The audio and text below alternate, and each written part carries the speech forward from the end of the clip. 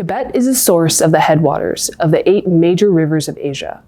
These rivers are the lifeblood of South and Southeast Asia, providing sustenance, livelihoods, and economic opportunity to 1.8 billion people downstream.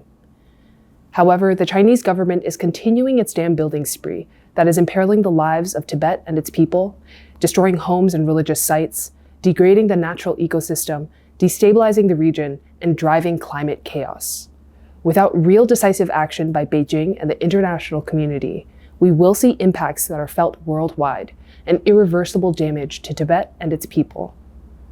In today's Tibet Talks, ICT staff Palmo Tenzin and Franz Matzner will discuss the newest ICT report, Chinese Hydropower, damming Tibet's culture, community, and environment, and the first of its kind interactive GIS map that shows existing, under construction, and planned Chinese hydropower dams on Tibetan lands. Welcome to Tibet Talks.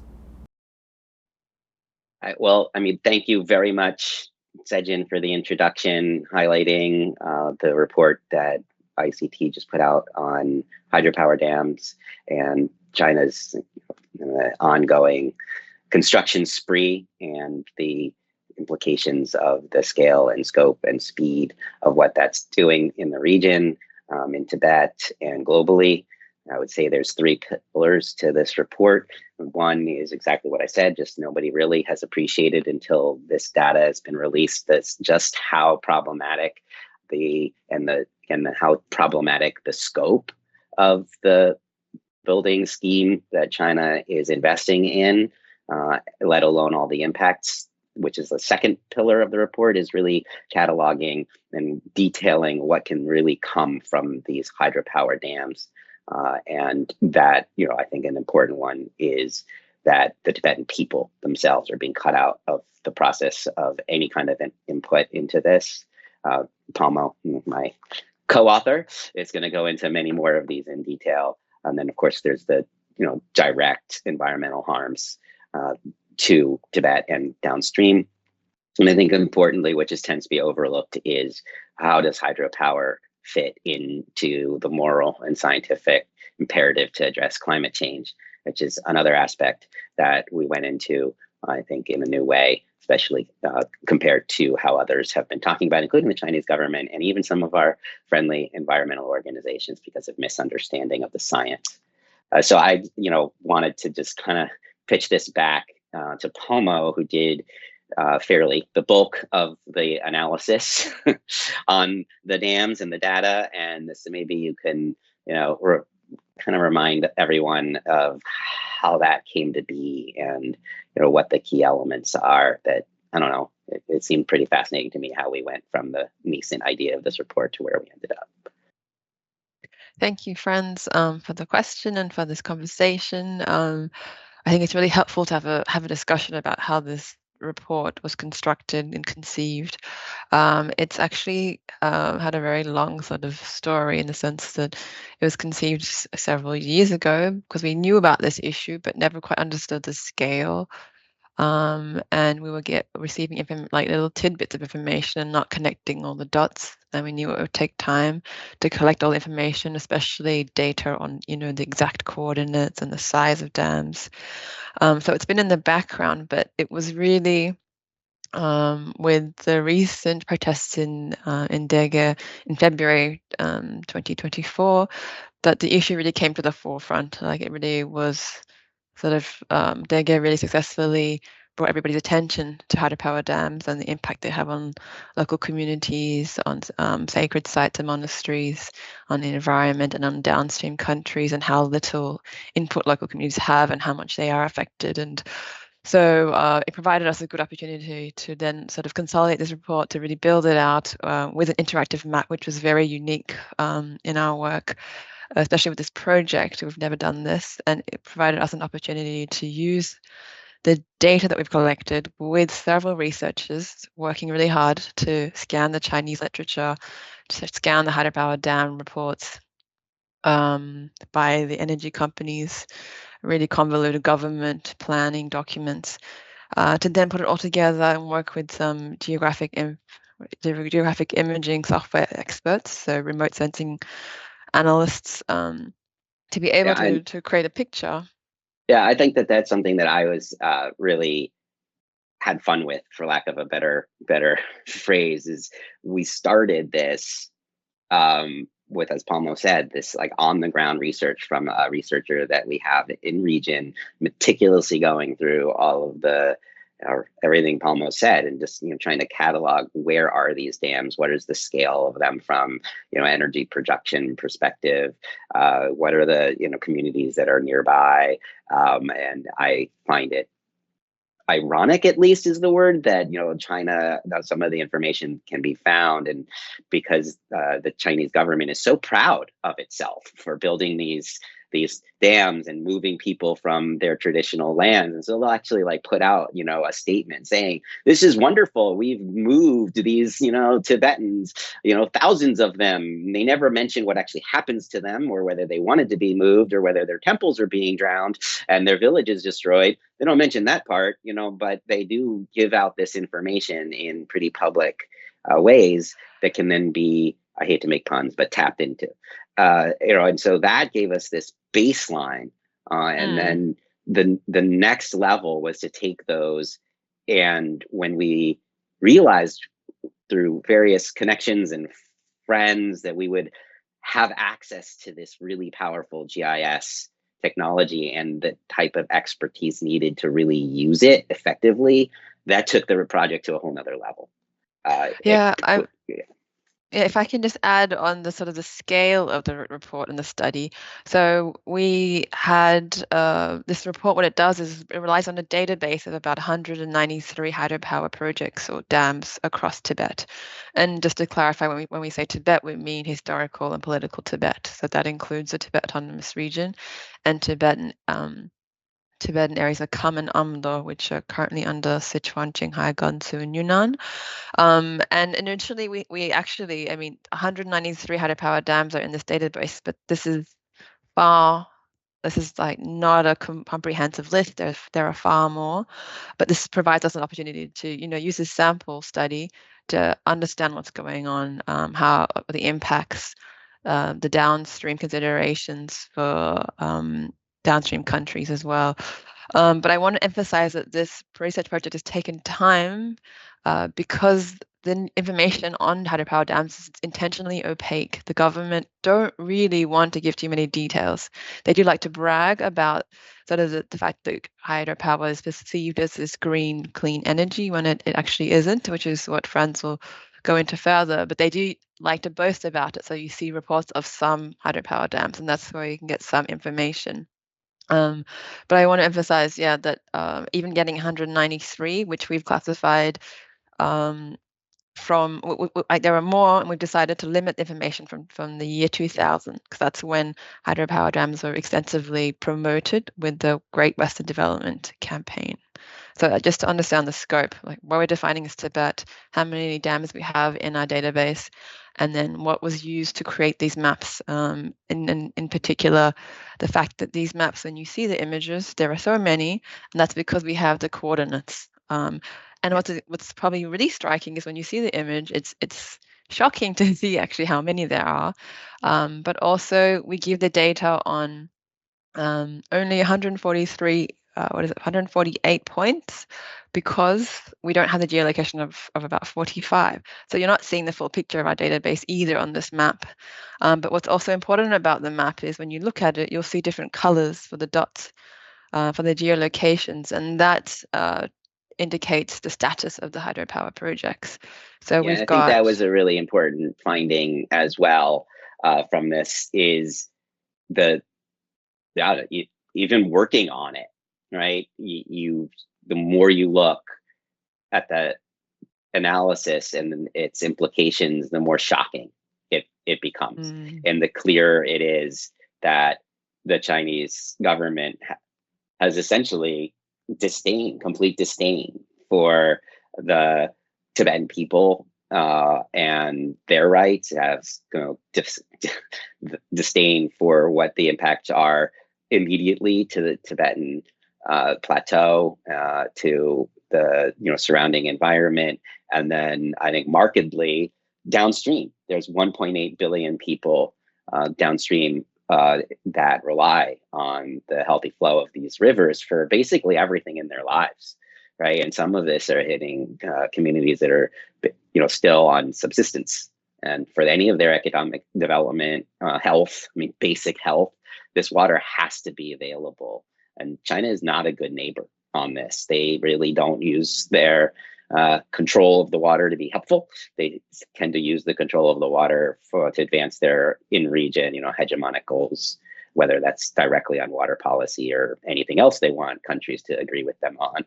So it's really got a lot of implications. And I didn't even mention the disdain for the science around all of these that are starting to become clearer and clearer, that hydropower really isn't what people think it is, as far as you said, Palmo, a clean, green solution.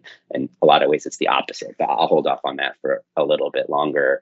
And I thought maybe another piece that helps tell the story over time within this report were the case studies. So we were able to build out from the base data and analysis and I would say meta-analysis view of this, if that's the right term, Palmo, down to these case studies, and that's where you can really zero in on what the implications of and the harm these dams can take, immediately and over time. And I'm hoping, pick one, Palmo, give listeners a taste of what the case studies can provide. Okay, let me just turn to the page of one. I think we do have case study number one, which was it is Meadow County or Motuo Dam in Chinese. And this one is a particularly striking one, and many people may have heard of it because it's known as this large looming dam that is planned for the Yalongzangbo that flows downstream into India as the Brahmaputra. And this one is an enormous dam. It's currently in preparation, so it's no longer proposed. It has been announced in the most recent 5-year plan. And while it won't be finished in the next 5 years, it's like they are beginning preparations on the ground. And this one is the most ambitious one because it has an installed power capacity of 60 gigawatts, which is enormous. It would be the largest, second to the Three Gorges Dam. Actually, no, sorry, it is 3 times the Three Gorges Dam. Yeah. I wish. I think we're laughing because you can't cry at that one. Yeah, but it's quite unbelievable. It's 3 times the Three Gorges Dam, which is the largest hydropower dam in the world. So this is humongous. This is a scale that we really can't comprehend. And this dam is particularly interesting because of that size. And it's in a remote location right near the border of Tibet and India. And the reason it's so enormous in its hydropower potential is that the Yalongzangbo takes a bit of a bend before it turns into India, and it drops about 2,000 meters over 50 kilometers. So there's this enormous hydropower potential. And the plan is, rather than to build a dam per se, is to build tunnels. A tunnel straight through a mountain named Namjabawa, which is about 7,700 meters tall. So this tunnel would then redirect the water through turbines, cut through and under the mountains, and then generate hydropower using that flow. And what's really terrifying about this region is that it's a highly seismic region where you have tectonic plates, rubbing up against each other. That the tectonic plates that make up the Himalayas are constantly active, but it's also a region that's geopolitically sensitive. And so you see hydropower has not only local implications for the communities that live there, and according to our study, where we analyzed this area about 50-kilometer radius from the midpoint of where the tunnel would be, we believe at least 24,000 residents would be impacted by the construction of this dam or these tunnels that redirect the river. I wanted to just jump in because you just said the number of one of the dams, right? It's a pretty big number. I think in our jumping into some of the really innovative features of the report and the findings, there's a top line here that is again, we're finding, and I myself found, like once you started digging in, you both saw the puzzle pieces come together for the scale and what could really happen here, while also the number of individual people that are at risk, right? We're talking about the 1.8 billion people downstream, which is out there in the world. It's not the first time that that's been talked about or analyzed, but here we have something that is really different. And that's the conclusion that up to 1.2 million people, Tibetans, stand to be, displaced from their traditional homes if this, scheme comes to fruition. And that's, I think, another thing to remind ourselves while we're thinking about this very dire situation is there's still hope, right? We also found that while on one hand, 80%, I get this right, 80% of the dams we cataloged are larger mega dams. Those are the ones that are most likely to have the highest impact, right? So like the huge bulk of what China's planning are the ones that are going to have the worst impacts. On the other hand, 50% are still in a proposed or not under preparation, but a proposed or incomplete status. And that means, that there's hope, right? That there's hope that China could be convinced to reverse course. There's hope that if they are engaged enough at the international community level, that there can be enough call that they'll, that those 50% don't need to go forward.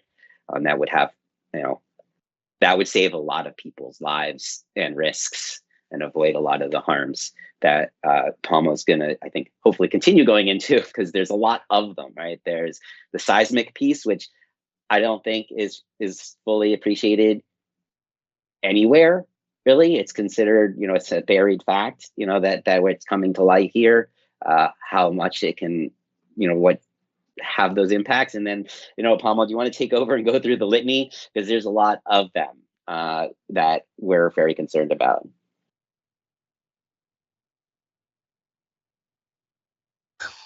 Sorry, the phone is going off in this room, and it's just someone has to pick it up. Okay. Yes. So there are enormous environmental impacts. So we mentioned seismic and the risk of earthquakes in this region. And when you have earthquakes, you have landslides, avalanches, and then you have these so-called natural dams that are created that can just burst and cause enormous flash floods that cause huge destruction downstream, can destroy infrastructure, houses. So that is incredibly risky, and once you build more and more dams, in terms of like a cascade, which is what China's doing, then you have a domino effect potentially. If one thing goes wrong, if you've built into a fragile sort of seismic region, or if there is one landslide that is humongous and bursts one dam, then the next dam is at risk of bursting, and then the next.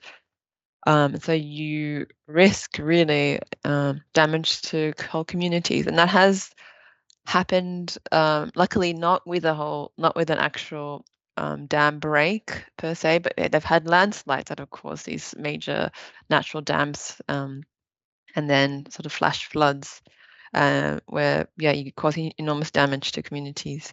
One thing I wanted to add to, though, in terms of the environmental impact, was also the fact that when you build dams, you have to build reservoirs usually, and so you have to flood large swathes of land, and often it is very arable agricultural land, because in these regions where it's quite mountainous, the land nearby the rivers is quite flat. And so when you're building dams, you end up taking up very rare and valuable arable land that are used by local communities to sustain themselves. And then also what you do in doing so, in inundating both arable land but also natural habitats, is that you do cause or create methane, because this vegetation is sort of rotting under this new volume of water.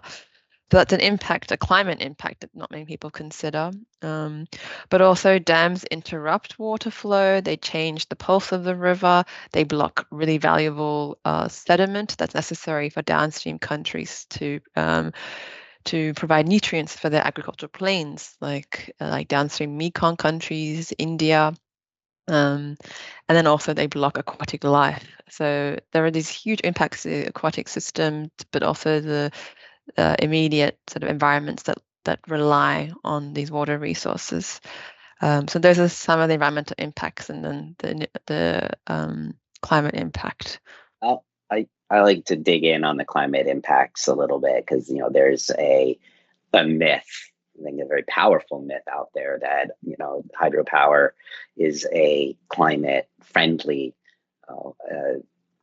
solution to increase carbon impacts on the atmosphere, and we know it's just this huge imperative to do something about it. It's China itself is invested, sometimes literally, in addressing climate change, and they have the same impacts that are coming. They know it's a bad thing. They know it's a big deal, and that there's a race on it internationally to get it done, to get the reductions done in time.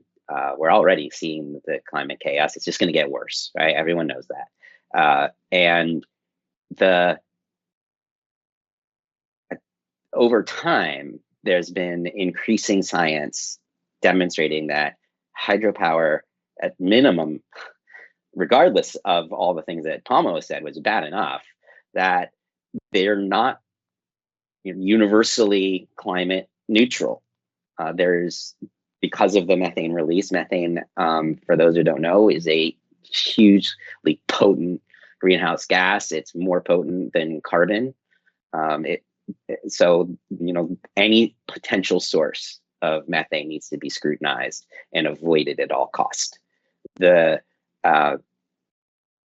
the hands of what the Chinese government is doing, that seems to be completely not in their calculation, right? They are, in some ways, you can hear a little bit in the background, hey, hydro is part of our, energy mix. It's going to move us to being climate neutral. And, I think sometimes unspoken is, and that helps us offset the, continued investment in coal plants, which is completely contrary, right? To, reaching climate neutrality is, hey, let's continue building a lot of coal plants. But if you say, hey, but we're doing all this wonderful stuff with hydropower, it's like an eggs and omelet thing. Well, we might have to, drown some arable land or destroy this temple, but it's all worth it because of climate change. But when you look underneath the hood, it's not true, right? Not every single hydropower dam causes the methane problem, but more and more research is showing that the scale of that problem is underestimated and not taken seriously. There's one of the papers I read, this one stands out, was he set up the argument as, hey, this myth is even written into children's books. That's how strong the myth is. But now it's just not true, and it has to be taken into consideration for all policy. And another factor of the climate piece here, which is really important, is the way hydropower dam, it's a little technical, but the way hydropower emissions is usually measured is they stretch it over 100 years and say, hey, look, it's good over 100 years because methane and all the pollution you need for all that concrete and everything happens at the beginning, but hey, it's okay. Of course, we don't really have 100 years to get to where we need to be in the next 10 years on climate pollution. So since it all comes at the beginning, especially methane, you don't get to pay that back before we have gone through the window that we need to go. So we need to look at this from that perspective as well, or we're just digging ourselves, or China is digging ourselves deeper into the climate hole. So I'm just going to emphasize that because it's not something that's out there in the open so much. Yeah, that's really important, I think. And I think it's something that people don't realize is, okay, we all agree that the renewable energy transition is important, but is it really fair for the most politically marginalized to pay the largest costs? Because we understand really clearly, I think everyone who studies dams understands that the costs of hydropower dams are concentrated on local communities. They're the biggest costs, and the benefits are diffuse, that they spread, and they're marginal for people who live in urban centers or, industrial centers. And so is that a really fair distribution of benefits and costs, especially for Tibetans who remain under Chinese occupation? And so what we're ignoring here is essentially the political status of Tibet, and that the need for dialogue with representatives of the Dalai Lama or the central government with the Chinese authorities to really allow Tibetans to have a say in how their resources are managed. And that's sort of the ultimate, like, this report is really about shedding light on the scope, scale, and the details of this hydropower expansion, but it's also essentially about, no matter what happens in Tibet, Tibetans need to have a say. So even if hydropower is not the right path, or if it's problematic, Tibetans should be consulted on how the benefits and the costs are distributed, and on how that affects their land and their communities. Yeah, and that, I think, feeds into another piece of the puzzle here, is that there's no consultation, right? But they're cut out of the process completely. And there's something very cynical about, in my opinion, there's something very cynical about the way the Chinese government is pursuing this scheme. So much of the energy is planned to be exported outside of Tibet, way beyond what is needed for the Tibetan people. In some cases, maybe more than they even want. They have their own lifestyle and way of life, which should be, they be taken into account. What do they want? What do they need? Instead of just forcing it down their throats, let alone essentially taking the energy with no consultation and shipping it across to China's megacities. That's, irresponsible, or one might even go as far as unconscionable. And then just returning to the point of a just renewable transition, I think the consultation part helps illustrate that there are other choices. China can make other choices. It's got a lot of money. It has huge manpower. They're innovating on so many things. They are invested in solar and wind. That should be commended, right? That's not a negative. It's just you got to use the other side of the equation too, which is to not do the stuff that's bad and do something else. Right? In simplistic terms, you invest in the good stuff and you don't in the bad stuff. And that's not what they're doing. They're kind of doing the opposite. And what that means in Tibet is there are models out there, and some of them are not just models, they're underway, of how you can integrate the need for a lot of renewable energy in a short period of time, and human rights. Right? And one example that's particularly relevant to Tibet is, co-management. It's another way of saying you build your renewables in ways that other agriculture or herding or grazing can occur. So then you're kind of getting three benefits out of that, right? You're getting the renewables that scale you need. You're able to maintain nomadic lifestyles because the animals can come and go if you build them right under and live under the solar panels. So there's a benefit there. And then, third, you can provide more of the benefits to the Tibetan communities, not just in terms of the energy, because you can do that in different ways, which I'll go into, but you can also provide technical training, jobs. These installations need to be maintained. So you get potentially three more responsible ways of doing the renewable transition, avoid all the harms, climate, human rights, and other degradations. And the fact that China is not doing that tells a story in and of itself. Yeah, I think it's just it's not the sustainable pathway, really. So the costs are so great that the environment and Tibetan society will be irreversibly altered, and there's still an opportunity, as you mentioned earlier, to stop it. I think if we raise enough attention to the social, environmental, and climate costs, then I think we could add pressure and push China to innovate in other ways to pursue more sustainable renewable energy pathways. What's interesting about this debate about hydropower is that China is also very interested in protecting nature reserve sites.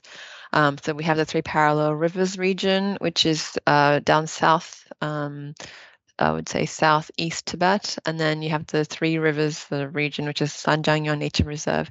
And both these sites have hydropower dams in or near them. So when you look at our interactive map, you'll see these green spots, patches across the map, which show you where the nature reserve sites are.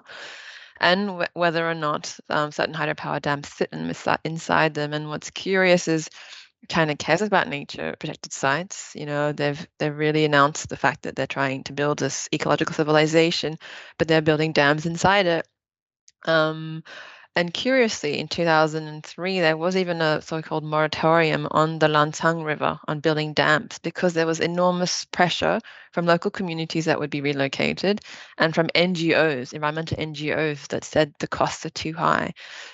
And the thing that's changed in 2011, this moratorium ended because the so-called the energy lobbyists, they reframed hydropower in the renewable energy transition language and were able to accelerate hydropower development. So we have to think about sort of the context of hydropower, how it sits in Chinese policy, and the fact that renewable energy has really allowed hydropower to be accelerated and to build up further into the Tibet. And one thing I wanted to add about the scale of hydropower, we talk about the numbers, like almost 200, and if not more, because our database can't collect everything. What's really interesting is when we look at when we sum up the hydropower potential of Tibet, hydropower from Tibet, we get to, at least in my database, 270 gigawatts, and that's about the same energy production capacity that Germany has. And then if you just talk about the Tibet Autonomous Region, China has a plan that the Tibet Autonomous Region would export 500 billion kilowatt hours of energy to other regions of China. So like Shanghai, Guangzhou, like all these eastern and central urban centers. That power is enough power to power Germany for a year. It's the same thing for yeah. So it's quite unbelievable that Tibet Autonomous Region, a half a portion of Tibet, can produce and does generate power, the equivalent of Germany, which has a population of over 80 million. Yeah, I think that we have to also keep in mind that that's an illustrative example of a larger problem that we've just reiterated. It's not a balanced approach because everybody within Tibet is being cut out. And that's what happens when you're operating in an occupied country. I think we need to come back to that and be, it's at times the big elephant in the room that no one wants to talk about. And I'm going to just go out there and say it, that everyone has a responsibility to focus on this and take it seriously.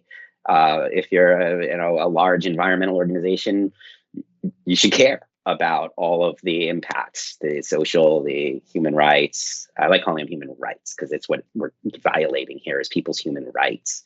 We kind of overlooked a little bit of like what happens to the people who do take a stand. Well, they disappear. They go to jail. Some of them are tortured.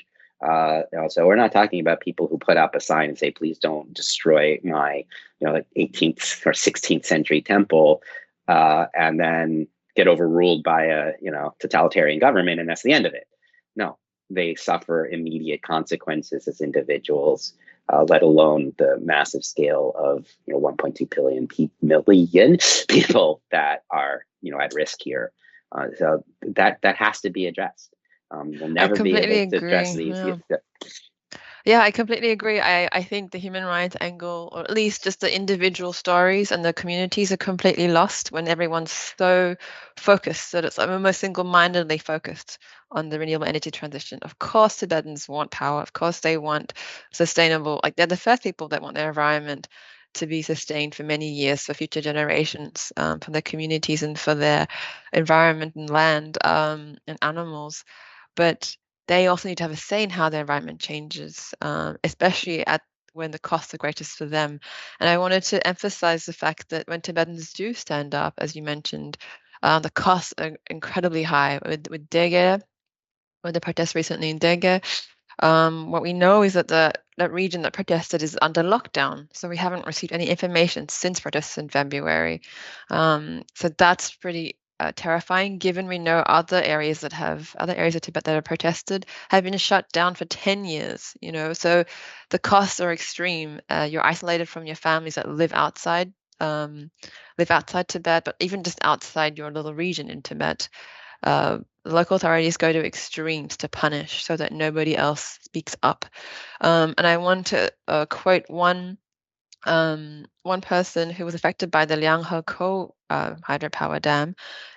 When questioned by a South China Morning Post journalist about raising concerns about relocation, when about almost 7,500 people were relocated for this dam, this man named Lobsang says, the government is very big, the valley is very small. So much is lost, but we cannot resist or fight. When you say something and try to protect your place, the government gives you another name, separatist. So no matter what Tibetans do, like if they can't have a say in how their land and their lives are altered, because essentially you're relocating not just homes, but they have to abandon their lives that they've built over generations. And then they're being told that this new life will be better, you can get jobs, and then they can't navigate this new lifestyle where Chinese is dominant language, where you don't have access to the same food products that you would get when you have to sustain your own sort of animals, and access to water and your own fertile lands. So there are these enormous downstream effects that people don't consider, and as you mentioned, it comes down to the impacted people and whether or not they have the rights to speak up or to at least have a say in how their lives are altered. Before we have to wrap up, I wanted to just kind of throw in two more aspects here that build off that. And, one is that,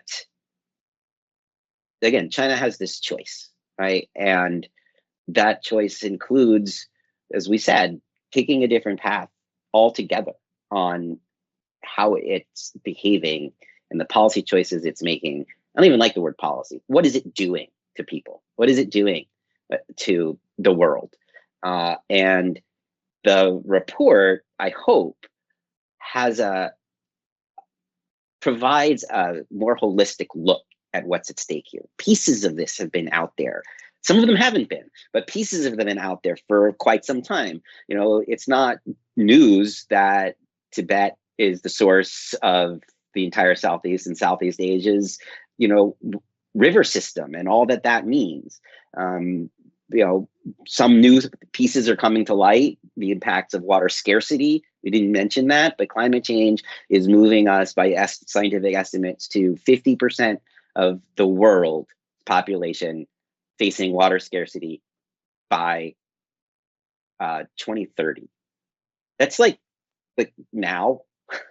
Maybe it's some say 2025, right? I mean, this is not some abstract in the future, maybe we can do this, maybe we can do that, moment. China has to take responsibility on the world stage. And that means, let's be clear, that means stop building, proposing, planning these large and mega dams and find some other way. There are ways out there. People are doing them. In Mongolia, there are nomadic communities that are now using solar, portable solar, and other technologies to maintain their lifestyle and, power what they need. There are all kinds of other methodologies that we talked about. I won't repeat them, but it can be done. So the idea that, this is inevitable because of climate change or energy demand or whatever the excuse is, I don't buy it. And I don't think that's what the report shows. It brings all these these pieces together, the data, the human costs, the environmental costs, and then the climate cost. And there's one thing that we didn't really mention so much, I just want to briefly touch on it, is security, regional security. This is a fraught region politically, and it has been for quite some time. Some say, hundreds of years, 100 years, because of the dynamics between countries on water policy. Some might look back and say it's centuries because it's been going on for a really long time. But the fact is that there are forums where China could be a positive influence on helping navigate all of these tensions. And instead, it does the opposite. It fuels the tensions and the fears. And that also flows downstream. Is India like, a model actor on how it manages its riparian systems and hydropower dams? Probably not. But one could argue, and I think that there's a lot of literature out there, that one of the reasons they behave that way is because they're getting the pressure from upstream, right? So the political destabilization also comes downstream from the top of the world. So there's so many reasons for the international community, for China to change course, but so many reasons for the international community to continue to call for, China to stop taking this pathway. And I'll kind of close with that we saw that recently in response to degrading. I think a very positive step forward for recognition is that a significant number of UN special rapporteurs sent a message directly to China and the companies involved in the degrading damming, saying this is just too much. They outline all of the same similar concerns, including the methane issue, which is very important to have brought up onto the world stage. And that alone is I think, a significant step that mirrors what we hope to achieve with this report, which is to build on the international growing concern, spread the word. And in the report, we believe that those pieces are put together in a way that hasn't really been done to paint that picture in a comprehensive way. So that's my kind of final thought. And when so I encourage everyone who's able to look at the report to seek it out. The report itself is certainly worth reading, but then the map, right? I really hope that people will take the time to look into it, to go into the individual dams and see how many sacred sites are within destruction zone of these things, how many individual people, because that's what's really, really potent to me, is the scale isn't needed. We need to know the scale, but sometimes a number like 1.2 million people shocks. But then when you think that each of those is an individual with a family and a home, then it touches your heart that this is not an inevitable, but it's also pretty dire until people take action. So please take action. Social media, anything you can do to get this out into the world and help us, but also more importantly, the Tibetan people get the recognition of how harmful this really is before it's too late. Yeah, I might just add as well, if I can, Franz, that so some people might say, or some Chinese might say, this is not sort of your business or something. But what's really important to recognize is Tibet is this environmental climate hotspot. And as you said, it's the source of Asia's 8 major rivers. So what happens there has enormous impacts to at least 1.8 billion people, especially in light of rising temperatures and the potential for the Himalayan glaciers to disappear, to lose 70% of its volume by the end of the century. So within 80, 75 years. You have to recognize what happens in Tibet is not just about China and Tibetans. It's by protecting Tibetans' right to have a say in their environment, you're really preserving or protecting the health of that environment so that it can so that you can ensure the ecosystem services for downstream countries as well. So there is not regional instability, sorry. But one other key reason why everybody should really share this report with their friends, their networks, is because right now in China, there's complete absence of any open, robust dialogue about a sustainable pathway forward in development, and especially in renewable energy development. So it is our duty on the outside to really raise the alarm on some of the big mistakes, some of the major pitfalls, quick and easy sort of shortcuts that will have incredible long-term impacts that China should avoid. So with the absence of that type of dialogue in China, it's our duty to have that conversation, to raise the alarm and say, look, please don't make these long-term mistakes that may be irreversible. So yeah, I really think please have a look at the website, at the report, at the map, and also recognize that this research is just the beginning. We're here to highlight what's happening, but there's many more stories. And in the absence of real access to Tibet, genuine access for governments, for UN special rapporteurs, High Commission for Human Rights, as well as scientists who want to get access, we're trying to make Tibet accessible through this kind of research. So please do engage.